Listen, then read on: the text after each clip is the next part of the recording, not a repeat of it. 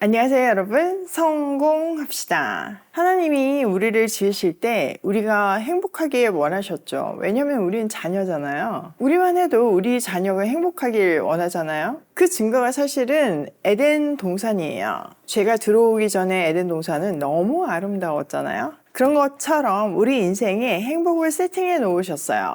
오늘 우리의 행복을 위해서 하나님이 준비해 놓으신 두 가지 선물이 있는데요. 오늘 묵상함으로 꼭 받아가시길 바래요. 자, 17장 끝에 보면요. 이스라엘 백성들이 큰 좌절 속에 빠졌어요. 왜냐면은 이스라엘 자손의 리더십에 대한 어떤 반역으로 하나님이 벌을 주셨잖아요. 우리도 동일한 리더십을 가지고 있다고 주장하는 그들한테 하나님은 아론의 지팡이에서 싹이 나고 열매가 나는 것을 보여줌으로 해서 아론을 택하였음을 보여주셨어요. 그리고 12절 13절을 보면 그 제사장을 통하지 않고 나아가는 사람은 죽게 될 것이라는 것을 알려주셨잖아요. 그들이 그 이야기에 절망하고 있을 때 하나님은 아론을 통해서, 더 정확하게는 아론의 사명을 구체적으로 말해주심을 통해서 그들의 좌절을 해결해 주세요. 죽었던 아론의 지팡이에서 싹이 난 것처럼 제사장의 역할이 사망에서 생명으로 인도하는 통로임을 보여주신 것처럼 이제 실제 그 일을 하는 것이 그들의 사명임을 오늘 본문을 통해서 말해주시죠. 자, 1절 주님께서 아론에게 말씀하셨다. 성소를 범한 죄에 대해서는 너와 너의 아들들과 너와 함께 있는 내 아버지 집 식구들이 책임을 진다. 그리고 제사장 직분을 범한 죄에 대해서는 너와 너에게 딸린 아들들만이 책임을 진다. 자, 주님께서는 아론에게 책임 소재를 크게 세 가지를 구분해서 말씀하세요. 1절에는 첫 번째, 두 번째가 나와 있는데 먼저 일반인이 성소를 범한 죄에 대한 책임은 아론과 그의 가문 그리고 내 아버지의 집 식구들, 즉 고앗 자손에게 있대요. 두 번째는 일반인이 제사장 직분을 범한 죄에 대해서는 아론과 아론의 아들들이 책임을 져야 한대요. 이렇게 권리에는 책임이 따른다는 것을 분명하게 보여주시는 거죠. 나머지 하나는 3절에 나오는데요. 미리 좀 살펴보면 레위 사람이 제사장 직분을 범하면 레위 사람과 제사장이 함께 책임을 져야 한다고 말하고 있어요.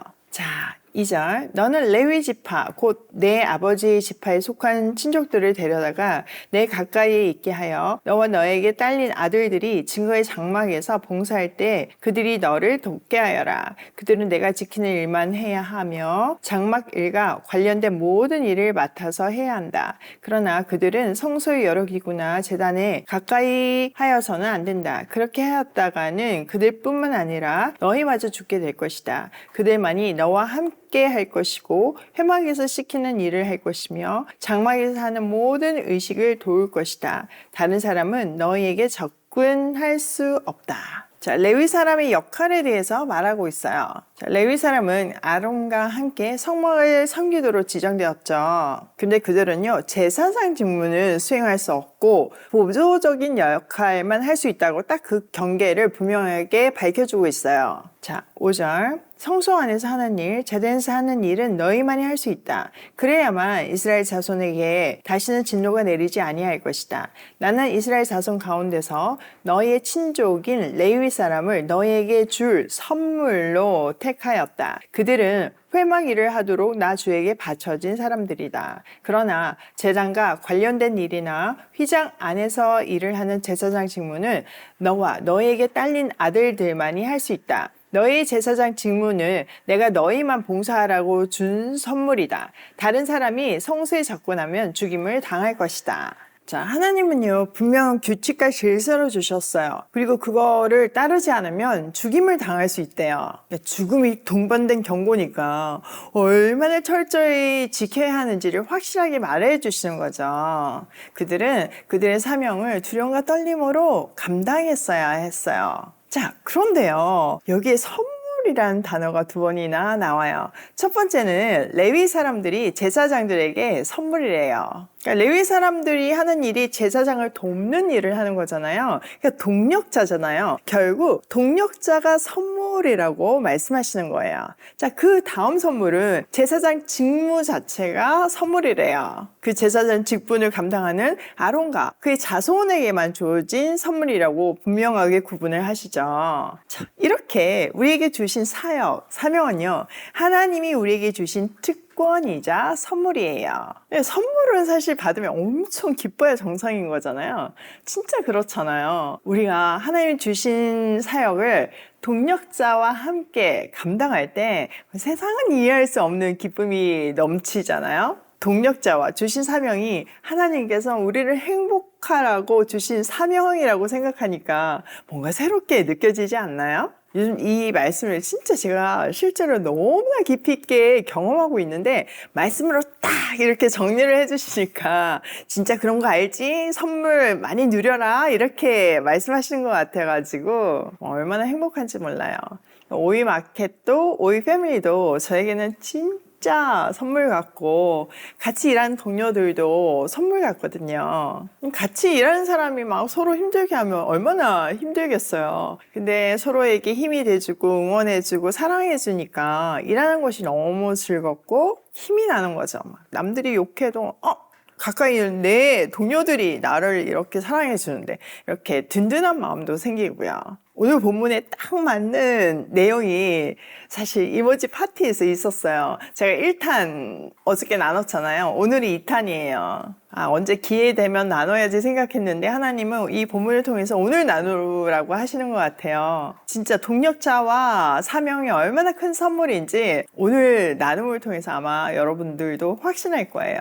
자, 우리가 지난주 토요일 날 이모지 파티가 있었잖아요. 근데 그 발걸음이 사실 쉽지는 않아요. 그리고 조카들이 전국에 퍼져 있고 이모들도 전국에 계시잖아요. 근데 한 이모가 조카를 보려고 부산에서 세상에 올라오셨더라고요. 그리고 대전에서도 올라오신 이모가 계셨어요. 제가 이제 말씀을 그날 사명 감당하는 삶에 대해서 나누고 나서 아이들이 자기의 사명과 꿈을 적는 시간이 있었거든요. 그래서 적는 기간 동안에 앞에 그 대전에서 오신 이모가 계시더라고요. 얘기를 나누고 있는데 저 뒤에 부산에서 오신 이모가 이 대전 이모랑 인사를 나누시는 거예요. 그래서 우연찮게 이제 3명이서 같이 이야기를 하게 되었죠. 근데 이 대전에서 오신 이모하고 이 부산 이모가 아는 이유가 대전 이모님은 그러니까 남편분의 직업 때문에 여러 도시에서 사신대요. 근데 그때 이제 부산에 내려가게 돼서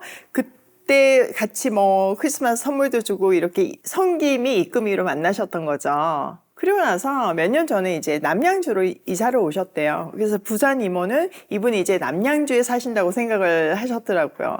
근데 이분이 남양주에 오셨다가 또 대전으로 이사를 가셨대요. 대전이라고 말하는 순간 그 부산 이모하고 제 눈이 딱 마주치면서 진짜 눈물이 핑 돌더라고요. 왜냐면은 그 부산 이모가 대전에 사는 한 긴급한 청년 소식을 전해줘서 그 청년을 살리려고 막 노력하고 있는 중이었거든요. 그래서 본부가 지난주에 이제 막 내려와가지고 그 청년을 직접 만나고 왔는데 진짜 상황이 너무 어려운 거예요. 그러니까 자살 시도를 너무 많이 해서 지금 옆에 누군가 있지 않으면 뭐 체계적으로 관리해주지 않으면 참 어렵겠더라고요. 이 청년 살려야 되잖아요. 근데 대전이랑 거리가 너무 멀고 거기에 있는 분하고 임시 방편으로 연결은 시켰지만 그 정도가 아니라 조금 더 체계적으로 관리를 해야 되는데 적임자가 없는 거예요. 그래서 막 서울로 데리고 올까? 뭐 이런 생각도 했는데 그래도 쉽지도 않고 그러면서 이제 그 현장에 갔다 온 우리 다현 팀장님은 너무너무 안타까워하면서 계속 생각나서 기도하면서 하나님께 은혜를 구했다고 하더라고요. 지난 일주일 동안 대전에 사는 정말 믿을 수 있는 이모를 그렇게 애타게 찾고 있었는데 대전 이모가 딱 나타나신 거예요. 그분이 오시지 않으면 우리가 그분이 대전에 계셨는지 몰랐죠. 그리고 이제 이미 사역을 해서 이분이 어떤 분인지 우리는 알고 있잖아요. 그래서 바로 이제 그 긴급 청년을 붙여줬죠. 너무 감사하게도 맡아주신다고 하시더라고요. 진짜 온몸에 전율이 흐르더라고요. 근데요, 그게 끝이 아니에요. 이 대전 이모 조카가요, 이모집 근처에서 일을 하는 조카였는데 세상에는 한 번도 번도 안 왔던 거예요. 근데 이모가 대전에서부터 온다는 말에 감동이 돼서 이번엔 꼭 가야겠다 이러고 왔다는 거예요. 그래서 이제 그 조카가 이제 다 끝나고 가는데 제가 마중 나가서 이제 엘리베이터를 같이 기다리면서 얘기를 나눴어요. 뭐하니? 이런 얘기를 했더니 11월 달에 호주 시드니로 워킹 홀리데이 하러 이제 간다는 거예요. 일하면서 경험하는 그런 프로그램이 있거든요. 근데 그게요, 잘못 걸리면 진짜 어디 시골 가서 일만 하고 영어는 하나도 못 배우고 이게 복부의 복인 거예요. 그러니까 어떤 사람을 만나느냐가 너무 중요한데 그거 잘 구했냐 이랬더니 사실 아무도 아는 사람도 없고 대책도 없다는 거예요. 일단 가서 부딪혀야 된다고 하더라고요. 그래도 제가 마음이 아픈 거예요. 그래도 우리 조카가 인생의 새로운 시도를 하겠다고 이렇게 용기를 냈는데 뭔가 많이 배우고 와야 되잖아요. 그래? 이러고 있는데 그 순간 문득 얼마 전에 받은 DM이 생각이 나는 거예요. 한 오이 패밀리가 어디에 사시는데 제가 그 어디에 사는지도 기억이 안 나는데 어쨌든 기억나는 거는 워킹 홀리데이 오는 청년이 있으면 자기가 돕고 싶다는 거였어요. 근데 왠지 느낌 확 오는 게 호주 같은 거예요. 근데 호주가 얼마나 넓어요. 근데 이 청년은 딱 정확하게 시드니로 이렇게 비자를 받은 거라서 시드니로 가야 한다고 하더라고요. 그래서 내가 이 DM 받은 내용을 얘기하면서 내가 찾아보고 꼭 너한테 연락을 줄게 이랬어요. 이제 그 밤에 집에 오니까 밤은 늦었죠. 얼마나 피곤했겠어요. 근데 그 조카 생각하니까 잠이 안 오는 거예요. 막 DM을 뒤지는데 DM이 너무 많아가지고 한참을 찾으니까 찾은 거예요. 세상에나. 그분이 어디 사는지 아세요? 네, 맞아요. 호주 시드니에 사는 분이더라고요. 이민 가신 지도 오래됐고 안정적인 직업 갖고 계시고 세상에 그 카페를 2개 하시는데 거기서 일할 수 있으니까 누구든지 돕겠다 이 얘기를 하셨더라고요.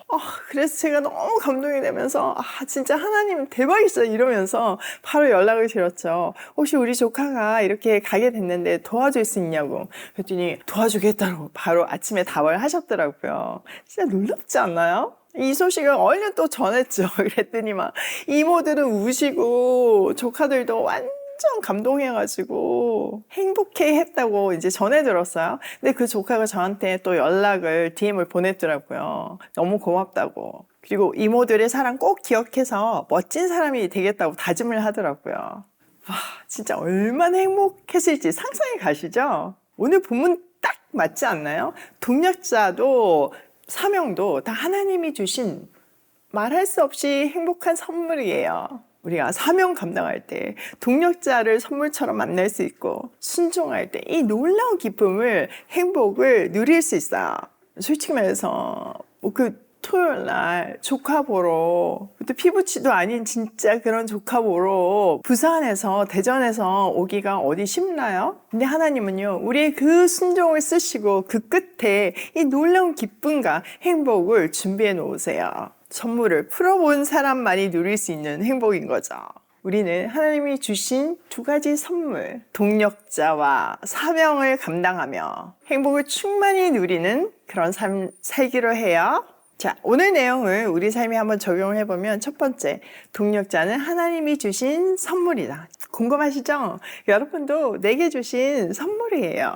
두 번째, 사명도 하나님이 주신 선물이다. 진짜 공감되시죠? 제가 하나님이 주신 사명, 이 말씀 전하는 것을 순종했을 때 여러분을 만나는 이 놀라운 선물을 받게 되었고 오이 패밀리라는 그 멋진 선물을 받게 되었고 그 수많은 조카들을 만나게 되었잖아요. 그 생명을 살리는 일을 통해서 그 말할 수 없는 행복을 누리잖아요.